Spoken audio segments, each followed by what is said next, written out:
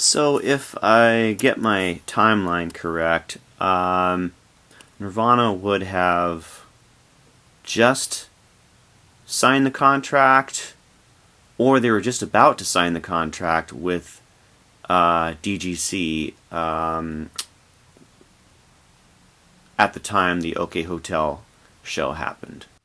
So I've had to record a few segments for this video because it's kind of hard to put it into context of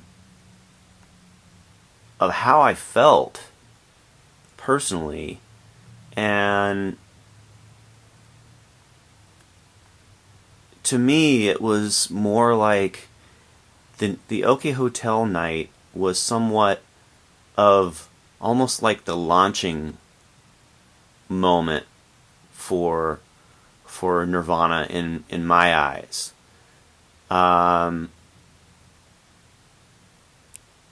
Because it was so pivotal regarding what was going on with the band at that time. I think for myself, I recognized seeing label people, talking to them and dining the band and friends, that there was something different going on. Nirvana was no longer just another local type of punk band, just playing shows and touring and doing what they did, doing what a hard-working band would do at that time. They now had an actual major label backing them.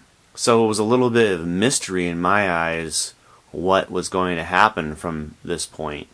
I think I share the feeling a lot of people share, that you would hope that people would appreciate the band on a bigger level. I think there was some word of the sellout type of gossip did go around, but that was not a big deal. You would just hear that, especially around that time.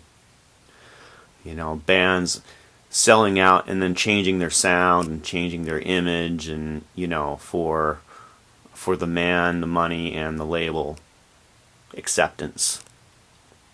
This was the second night that I saw Dave play with the band. I'd seen him play one other time at the off-ramp, and that was pretty close to after when he joined the band. I went over and met them at a bar in Pioneer Square for a little while, and got a drink and got some food, and met Susie Tennant. She went by Susie Geffen. She had the Geffen credit card and was buying a lot of food and drinks.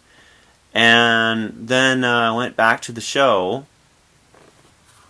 The show was packed. I think it was sold out. I remember there was a few songs that I didn't recognize, which was always cool. I mean, of course, with those guys. But I did recognize Smells Like Teen Spirit from Chris. But I hadn't heard it with vocals. Anyway, so that was the first time in history, that was the first time that they played that live. And live, that song did instantly sound freaking amazing. The whole room was like moving up and down. And the floor, it felt like the floor was going to break, actually, in that place, in the OK Hotel. I don't really have a whole lot to say about the set, other than that night completely rocked, and it was, the whole room was going nuts, and it was a different feel. They'd only played with Dave like 2 or 3 other times. Like one of them was at I think at Evergreen. I didn't get to see that. So, and one was in Olympia. So a lot of people hadn't seen Dave play with the band yet. It was a fucking like it was a big difference. I mean, like from the band completely rocked with Chad, absolutely, but Dave just kicked it into high gear, man. He just plays so hard, and I mean, it literally like watching those guys at that time, it was like holy shit. Anyway, so after the show, we went to the it's next to the Moore Theater. Called the Anyway, we went there and got a couple drinks. Shelly and Chris gave me a ride home. So I rode back with them. Anyway, yeah, that was that night. I'm trying to think of anything very specific. I definitely was kind of blown away by just this feeling of like that they were getting this extra. I mean, when anybody says, "Oh yeah, the label just basically like pay for anything we want," that's the first time I'd heard that from those guys ever. It was like, I mean, you actually have somebody's credit card that's paying. You can buy anything you want, any food. I mean, for me, it was like, whoa, what? Crazy. And I think I got a burger or something. Anyway, yeah, so that's that one show, and that would have been the only show between from that time until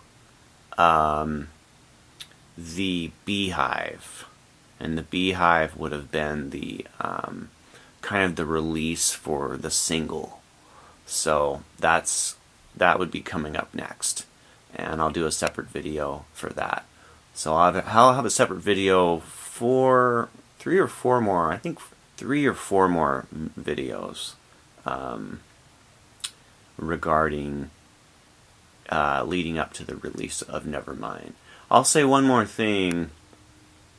My living situation at that point, the band that I was living with at the House of Rock ended up moving to San Diego, and that would have been, I want to say it was in the summertime. They split, and I was kind of jumping around. I lived a couple different places for a couple months, and Tacoma was getting difficult. I had some options to move to Seattle, but I was in touch with a couple friends in Albuquerque, and Albuquerque just sounded really fun. It sounded different, I mean, I don't know. It did turn out like a really, really good change. The only thing is, if I would have stuck around there, I am speculating, but I think it's pretty realistic. Probably could have worked with the band one way or another. That's like at one point when everything actually took off. If I was around, it would have been like, hey, do you want to tune snare? Are you what are you doing? You want you want to help us on the road or something? But that didn't happen, of course, and I had my own bands to work with. So there was always that feeling when I was in Albuquerque, going like, did I just miss out? In a way of like, if I would have still been in Tacoma, and there was a little bit of that, but of course, things just not really regrets as much as just like, God, I wonder what would have happened if I would have stayed, like that. But anyway, all right, thanks much, bye.